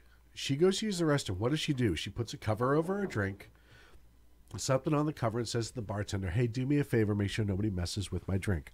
Why? Because she knows there are those deviants out there that will drop something in her drink and take advantage of that. Well, that same comfort of covering their drink, they expect to have in the bathroom. They should be able to go in and freely use that restroom and not have to worry that some... And I'm not even saying that it's going to be a transgender, somebody who identifies specifically as a transgender. No, it's going to be somebody that I'm not on this earth because of my background. I don't inherently trust people. Yep. It's the dude who's like, you know what? I can wear a dress and go in there. And now while she's peeing with her pants down, I can take advantage of that situation. Sure, if nothing else, I can get an eyeful. It can fulfill whatever fantasy I have in my brain, and a lot more. What's the old adage about justifying safety for freedom? Oh, right. Yeah, you never. You don't sacrifice. No, God, that. You never sacrifice freedom for security because you'll get neither. Yeah. And that's what you're doing right here. You're sacrificing people's security to gain freedoms, and you're gaining neither because you're making another dangerous situation. It was created. It was a situation that was created that didn't need to be created. Here's another story because you said Olympics. You said Olympics. Damn you for saying that. Olympics will allow transgender competitors horrible idea. For 2018 Winter Games. The IOC, the International Olympic Committee, made a decision recently and said that they are going to allow transgender athletes to compete in whatever category they wish to compete in during the 2018 Winter Olympics. They said they're not going to require athletes to compete in categories that match their birth gender, nor will there be any gender or sex testing of competitors ahead of the games. So I immediately go to ice skating. People can be like, whoa, what? But more often than not, competitive ice skating, the biggest difference between the males and the females is the amount of height and rotation and torque in the jumps. The sow cows, the Lutz, all that. People are probably spinning their heads right now that I would even be discussing this slightly. But why does a guy from Boston know anything about this? Because I grew up, everyone ice skated, so you know things about this. And I watch the Olympics. I enjoy the Olympics.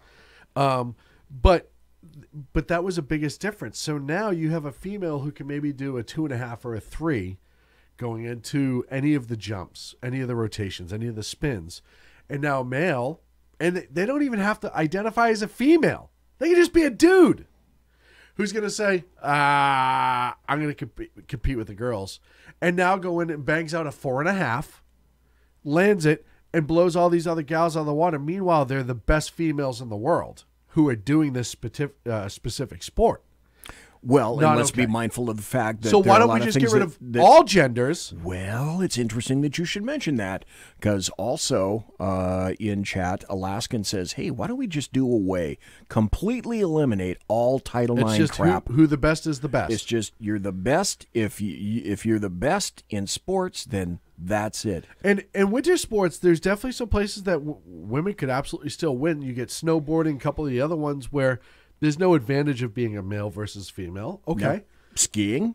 I don't see that there would be necessarily. As a matter of fact, I would say it's the exact a great opposite. advantage. You're going to have people that are going to be maybe slighter of frame that'll be able to maneuver on skis with a lot greater alacrity than some big dude. You could go a lot biathlon. Have you ever watched female biathlon? Some of them are way better than dudes. I mean, yeah. So there's some sports where it won't matter, but when you get into more of the traditional Olympic sports, when you get into ice skating, when you get into specifically ice skating, because it's all physical, there's nothing else there but physicality. You don't need you don't have gravity to help you. You don't have this. You don't have that. Hockey, same thing. What if the men's Albanian hockey team decides that they're all girls, and they now want to enter into the female hockey circuit? I always thought this: why don't we get like some crazed Albanian dwarves, suit them up, and then have them go with littler hockey sticks, like through between the legs of these dudes? Think of how these folks can score like crazy. Okay, I got another couple of stories that you're going to like. Okay. This is another one. This is from Fox Business. And Piss me you off and late at I night. already know that having worked with government, government the standard in government is not very high. Oh, wait, were you going to say more? I thought we'd leave it there, but go on. Okay, next story. That was a good idea. It was a good idea. Fuck it, I'm For funny. you. I'm funny. Well, maybe someday I'll get to say I'm funny too.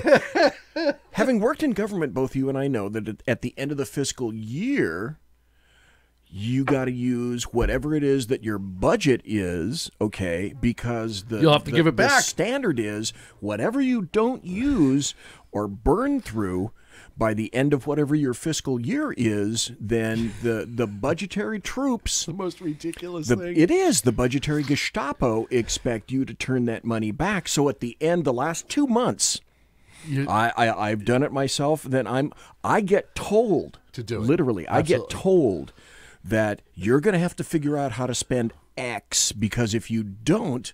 that's not going to be acquired for us next year. So let me break this down for a lot of people who may not understand the totality. Say you manage a city yards, corporation yards, the city yards, the town yards, and you have X amount of budget that's federally given to you for snow removal.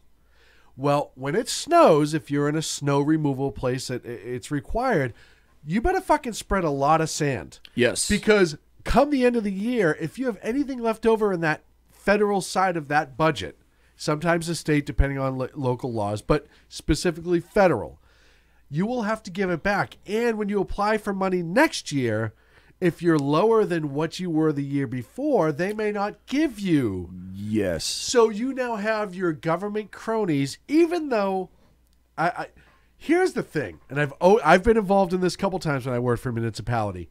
It's not your money. Yep. What? But they treat it like it is. But we have to spend this. That's right. Why? This money has already been allocated, earmarked for us, and because of that, we shouldn't, and we're told we can't turn it back, which also leads to this. And it's not operational money usually. It's usually outside of operational money. Well, it's training, generally equipment, budgeting, yes, etc. it's discretionary money. Yes. Because there's money that you have to spend. Yes. And there's money that is discretionary in terms of your spending. Yeah, never understood. In other words, like we've earmarked all this stuff. You think you get a bonus. But exactly, you would think that, okay, I saved for government X amount of dollars. The taxpayers of this municipality $10,000 this year under my current fiscal year, and I gave it back. Yes. And then somebody somewhere would go, and it went to the general fund for nice something job. important. Yes, nice congratulations. job. But see, because of that, that's also what in D.C., this is how a cut is featured. Yes. It's considered in D.C. and many federal and state governments that if you don't get more than your prior year's budget, that's called, and it will always be crafted towards you as, that's considered a cut. In fiscal year 2018, if you got $600,000 And for fiscal year 2019, you got $600,000. As far as anybody typifying that to the public, that's considered a cut. Yeah. Now, in the real world, that's the same amount of damn fucking money. But it's because of the mindset of the end of the year, you better use all that cash. That's how that comes about. And I haven't even gotten to the story yet. I know, but what people don't realize too is cities, counties, towns, they start buying stupid shit with it just to fill a gap. And I want get out of my head before you read the story, because that's where we're going. I want to say it was the town of Westover. It was somewhere in Massachusetts. A town of, maybe it wasn't Westover. It was a really small town, maybe like 20,000 people, who threw Homeland Security money. And by the way, there was nothing that would be a threat in their town traditionally for Homeland Security.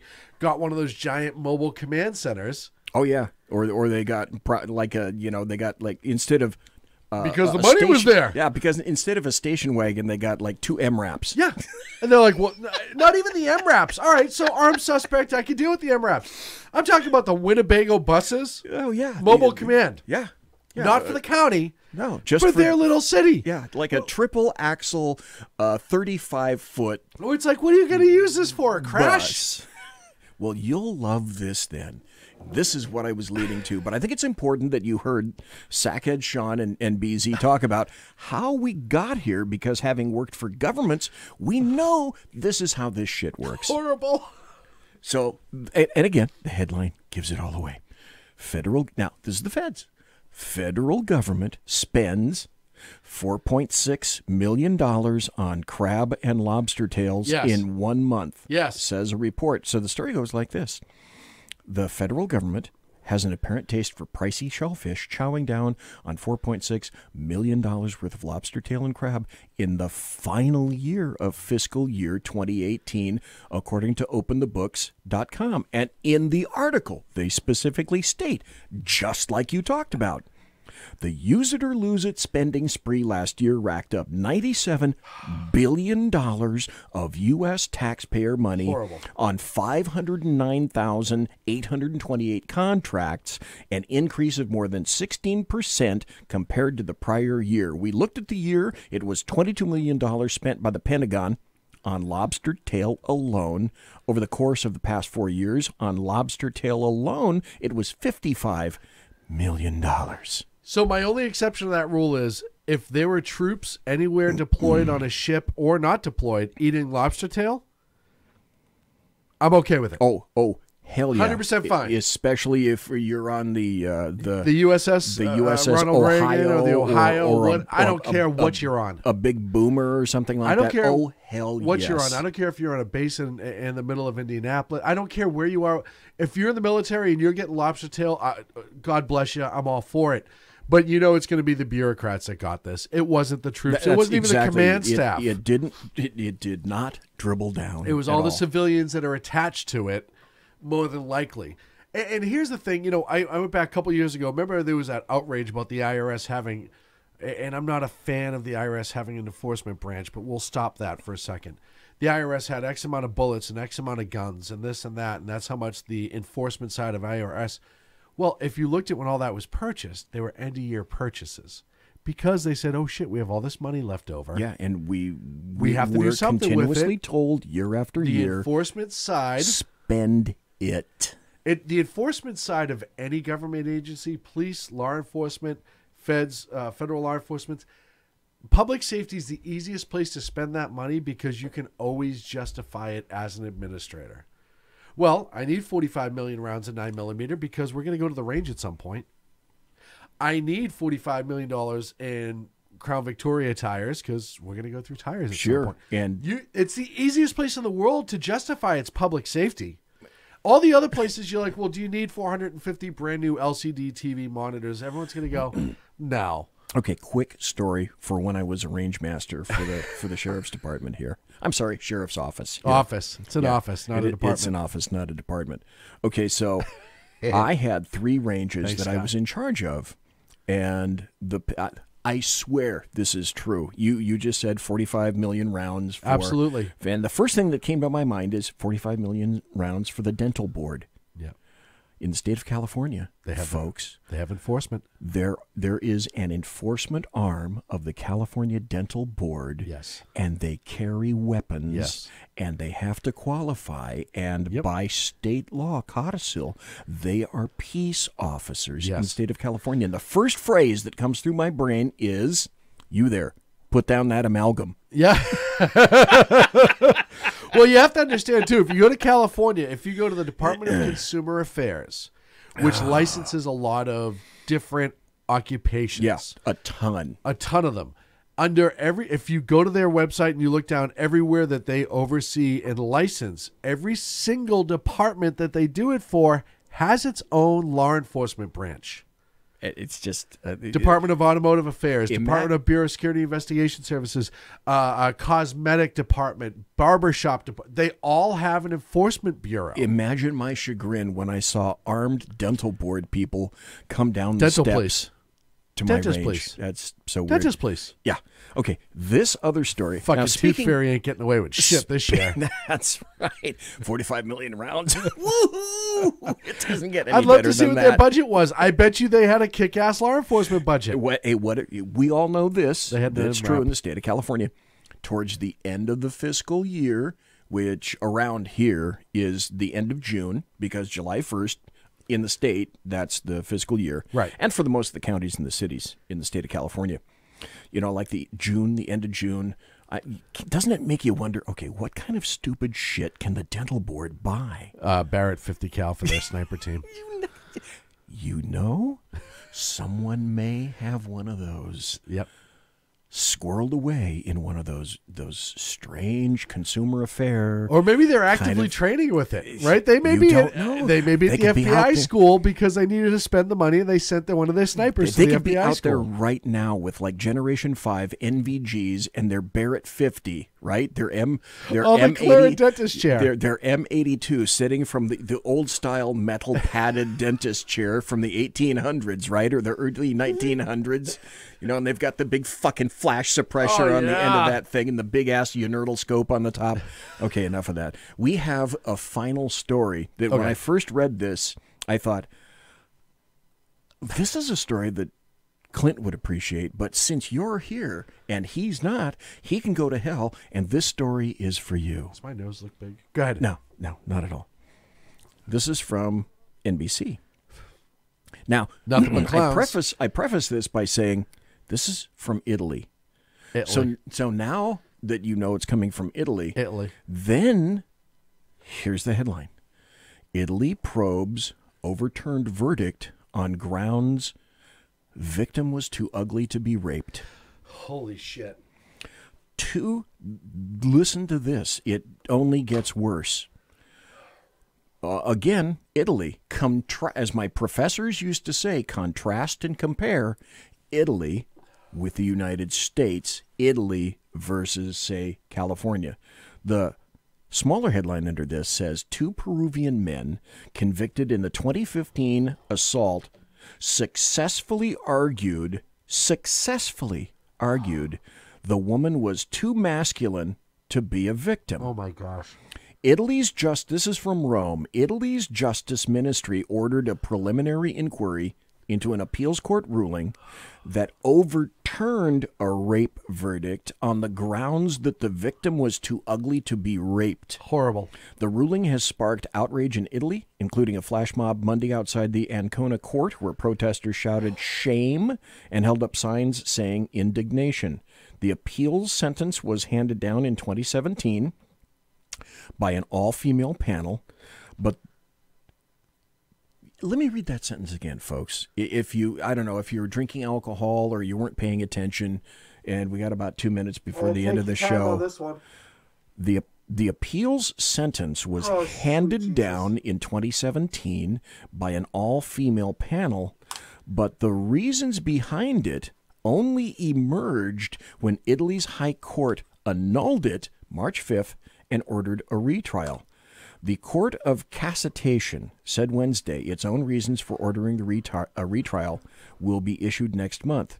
The Justice Ministry says 2 Peruvian men convicted in the 2015 assault successfully argued the woman was too masculine to be a victim. Now, So I'll tie this into your first happy story about the gal in Texas who's getting testosterone shots. Yeah.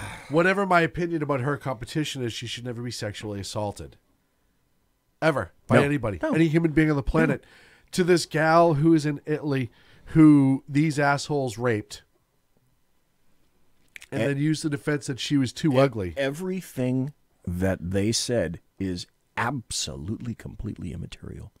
Immaterial. But yet, does it not seem to you that too much of this stuff stems from Italy? Yes. In other words, would you ever think that you would see something like this from the UK? Maybe lately. Oh, I don't know. Lately, maybe. I don't know. But, So, but we know but look, we can't feature and shouldn't feature that kind of thing happening in California or the United States. You know the mindset of predators. I know the mindset of predators. Yes, we do. Predators will take advantage of any victim, and they're not always. Pedophiles are different. They very much specifically target children. Very calculating, very planned. Adult predators who are not interested in children, and they are out there.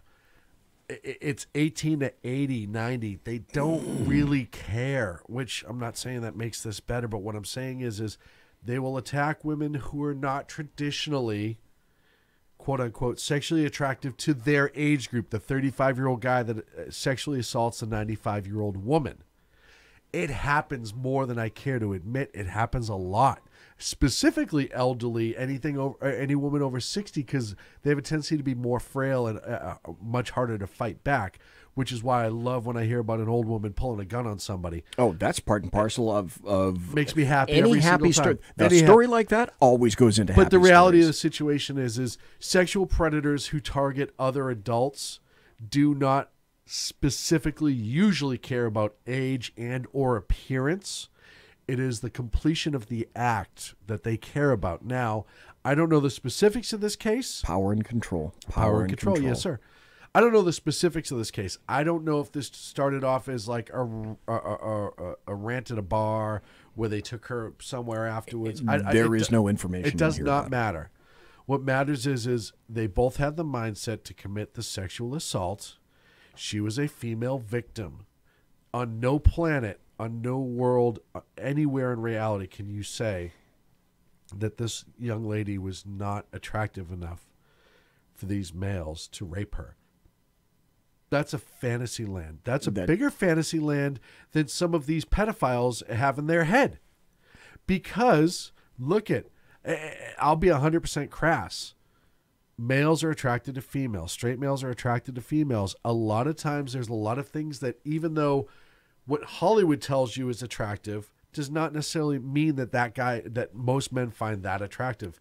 Men have a tendency to have a whole spectrum of what they find attractive and sexy or whatever. And does that differ. I could do an hour on just that topic. Yes. Alone. So to argue that this young lady who is a victim of a sexual assault, I am angry. It's unreasonable.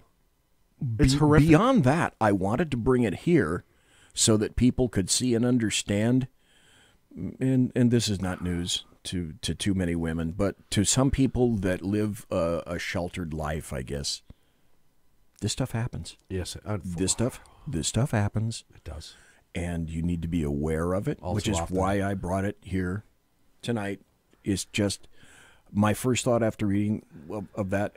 My first honest to God thought, because you and I both know that there's I can't think of the name of the site, but there's a site created by law enforcement that's a humorous site where they frequently write stuff that is so fucking crazy over the top.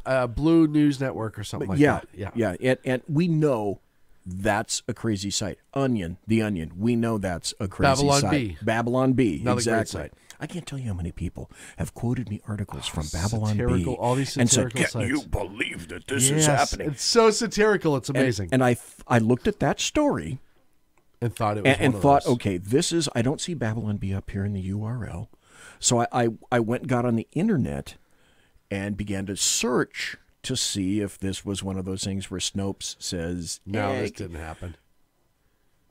This happened." Yeah. And you know, it's just sad. Look, 2019, we're still doing this. I go back to my point from the first story that you made, or that you brought up. What 2 consenting adults do behind closed door, or 3 or 4, I don't really care. I don't. If somebody wants to tie somebody else up and beat them with a cane and go to town. If that's what you're into as a couple, as a trio, as a quadruple, or whatever you call it, I don't care. Because everybody's there on their own free will. They are participating and enjoying it, and they're engaged on their own volition. Anytime somebody says no, stop, no, they're intoxicated, they're drugged to the point that they are no longer able to stop or protect themselves or make a decision, the answer is no. Yeah, safe word, flak bait. Right. And you continue? And you right. No. Nope. Nope. And that's what I mean. Like, I don't care. Like, I know that there's a lot of people on our side who come from certain places who are like, oh, how dare you? And it's just like, who cares? They shut the door. Why does that bother you? They're having a blast. Just don't listen if it bothers you. It's not a big deal. It's not our issue. Thank God they're not in the apartment next door. Because they respect each other. Just because you don't like it doesn't mean that they don't respect and maybe even care and love each other. Who cares? As soon as the word no from a male or a female, doesn't matter who. Stop. End. That's it. And Fini. Game over. Game over. And when you don't, you become a rapist or a sexual abuser. Yeah, or an assaulter, and fill in the blank. I don't care what the circumstances were. I don't care. Look, God, this is such a slippery slope, right? Because you go into that 17-year-old kid like, come on, please, no. Come on, please, no. Where it's not, he's not intending, he's trying to get to second base for the first time. He's not forcing his way to second base. There's a big difference there, too. You have that conversation, that 15-year-old who's with the girl, and he's not being aggressive. He just keeps asking because he has no one else to do, you know? But that's different than, hey, I'm going to touch you. No, I am, God damn it. Totally different animal. Yeah, right? That's growing up, trying to learn your way and how to actually interact with a female as a guy and vice versa for a girl with a guy. That's very, very different. Learning humanity. Right. It's very, very different than being a sexual predator on any level. Okay, we're going to have to do this again. Not necessarily this topic, because this topic I could go for the next 2 hours on. I don't even mean this topic necessarily. We're going to have to do this where it's not just 50% one-sided, where there can be equal participation in the free and creative expression on one of the shows here. Okay. So, folks, that was Sackhead Sean. Did I take over again? Doing that? No. That's why I enjoy having you here. Well, especially when Sackhead Sean has been lubricated a little bit, because as everyone knows, the lateness / alcohol / volume axiom is the later at night, the more alcohol you have and the louder you become, the funnier you are. Especially me. Yeah, well, okay. We know that's not true, but... Especially me. Yeah. Okay, so I guess what we're going to do is... Monsieur has unlocked!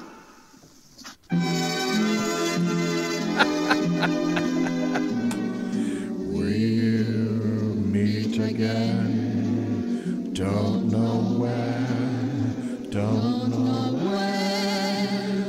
Ladies and gentlemen, boys and girls, children of all ages, thanks for listening to the Bloviating Zeppelin's Berserk Bobcat Saloon radio show, live and direct right here on the SHR Media Network, where I am broadcasting behind enemy lines in occupied California. If you want to contact me, you can contact me on Twitter at BZEP, at BZEP, or my blog, bloviatingzeppelin.net.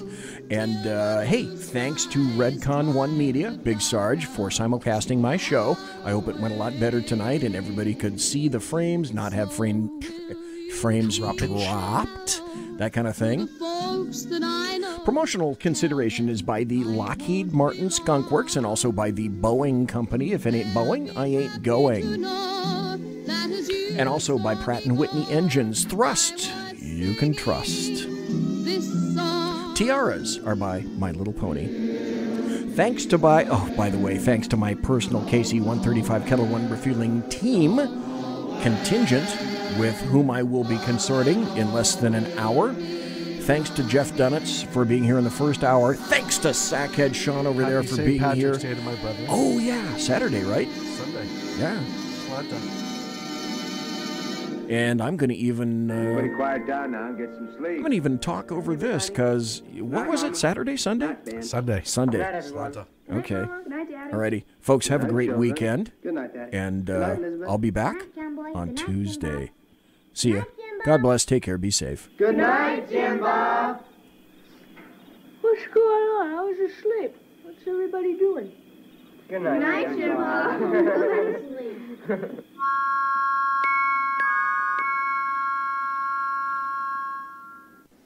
Good night, and good luck.